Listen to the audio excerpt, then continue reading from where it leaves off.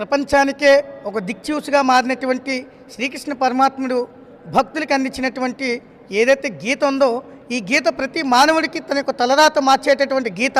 అటువంటి గీత పుట్టినరోజు సందర్భంగా ఏదైతే 5160 సంవత్సరాలు పూర్తయిన సందర్భంగా మనం ఇటువంటి ప్రపంచంలో ఏ పుస్తకానికి కూడా ఇటువంటి పుట్టినరోజు జరగదు. కానీ శ్రీకృష్ణ పరమాత్ముడు మనకు అందించినటువంటి శ్రీమద్ భగవద్గీతకు మాత్రమే జరుగుతుంది. ఈ భగవద్గీత మానవుడు ఎప్పుడైనా ఏ క్షణంలోనైనా ఎక్కడైనా ఎలాంటి సందర్భంలోనైనా తను భగవద్గీతని ఏ పేజీ తీసి చదివినా కూడా శ్రీకృష్ణ పరమాత్ముడు తనకు కావలసినటువంటి సమాధానం అక్కడ దొరుకుతుంది. కాబట్టి మానవులకి ఇది భగవద్గీత. కాబట్టి ఇది ఒక మతానికి కాదు, ఇది ఒక దేశానికి కాదు. కాబట్టి ఇక్కడ ఎక్కడ కూడా భగవద్గీతలో భక్తుడి పేరు కానీ లేకపోతే భగవంతుడి పేరు కూడా ఎక్కడ ఉండదు. కాబట్టి భగవద్గీత అనేది ఒక మతానికి ఆపాదించకండి.